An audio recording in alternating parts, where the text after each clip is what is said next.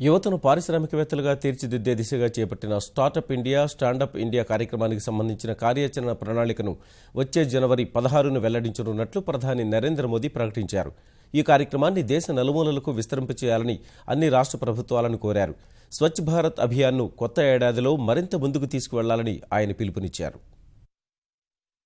ప్రతి నెల ఆకాశవాణిలో మనసులో మాట కార్యక్రమం ద్వారా అనేక అంశాలపై తన అభిప్రాయాలు పంచుకుంటున్న ప్రధాని నరేంద్ర మోదీ ఈసారి యువతను పారిశ్రామికవేత్తలుగా తీర్చిదిద్దే స్టార్టప్ ఇండియాపై మాట్లాడారు. ఆగస్టు 15న ప్రకటించిన ఈ కార్యక్రమానికి సంబంధించిన వివరాలు వెల్లడించిన మోదీ భారత్ను స్టార్టప్ రాజధానిగా మార్చాలనే సంకల్పాన్ని వ్యక్తం చేశారు. తయారీ, సేవలు, వ్యవసాయం సహా అనేక రంగాల్లో పరిశ్రమల ఏర్పాటు ద్వారా యువత అవకాశాలు అందిపుచ్చుకోవాలని సూచించారు. స్టార్టప్ కార్యక్రమానికి సంబంధించిన పూర్తి కార్యాచరణ ప్రణాళికను వచ్చే జనవరి 16న కేంద్ర ప్రభుత్వం ప్రకటిస్తుందన్న మోదీ అదే రోజు దేశంలోని ఐఐటీలు, ఐఐఎంలు, కేంద్ర విశ్వవిద్యాలయాలు, ఎన్ఐటీల్లోని యువతతో ప్రత్యక్షంగా చర్చిస్తామని వివరించారు.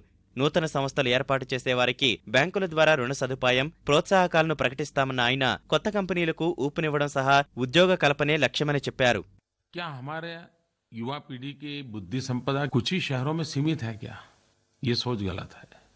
हिंदुस्तान के हर कोने में नौजवानों के पास प्रतिभा है, उन्हें अवसर चाहिए.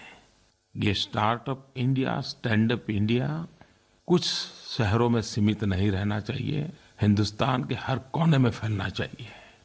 और इसलिए मैं राज्य सरकारों से भी आग्रह कर रहा हूं, इस बात को हम आगे बढ़ाएं.